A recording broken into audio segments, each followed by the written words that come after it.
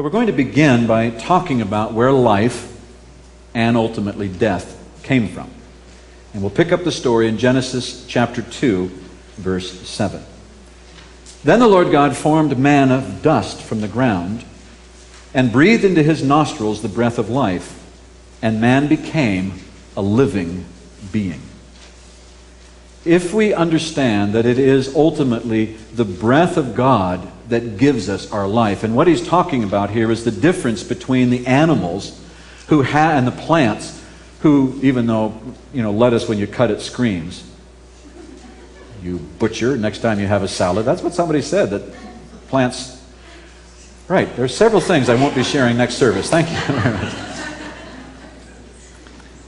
The difference between animals and plants on the one hand and human beings on the other is that you have inside of you the breath of God. Life is not primarily a physical thing. Life is a spiritual thing. And what distinguishes you from the animal kingdom and the plant kingdom is that you have a soul and a spirit. Sorry, Sputnik, your dog is not going to heaven. You have a soul and a spirit. You have an awareness of self, a consciousness of self, a sense of conviction and conscience.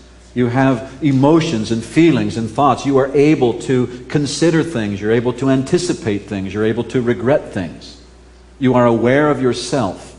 And when God breathed His breath into you and me, we became that conscious, sentient personality, and we also became a spiritual being and became conscious and aware of God.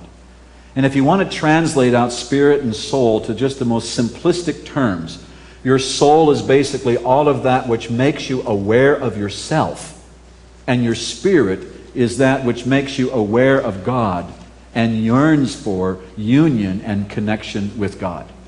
When a being is alive, that being is aware and conscious of his self or herself, and that being is aware of and is in union with God. When sin came into the world, what happened is that we were separated from God. We didn't cease to breathe.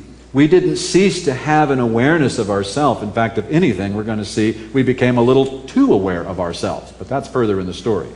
But we lost our connection with and our union with God. So if we understand that life, what we're talking about here, how do I get my life back? How do I live again in that place of just, in God?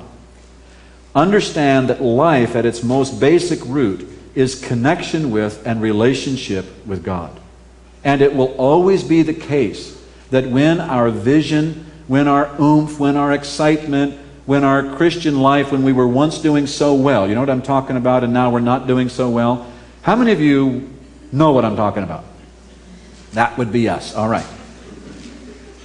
It is always the case that when our vitality diminishes, it points to a diminishing of our linkage and connection with God.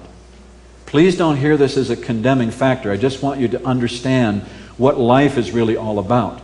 It is primarily defined as our relationship with God. And this is why people will say when they're not doing so well, boy, I don't know, I just feel so out of touch with God. I just feel so far from the Lord.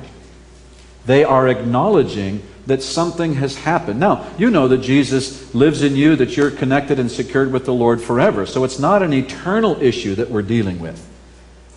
But I am sapped of my spiritual energy and vitality. And that always points to some degree of distance between us and the Lord. But we're not condemning each other. Don't go home, I knew it, I'm so bad. No. That's just what life is. And what you're really missing when you're thinking of the good old days are not the things that happened. What you're missing is that instant connection, that, with the Lord. And the fun thing to know is that God is always interested in getting that back. And we'll see in just a moment.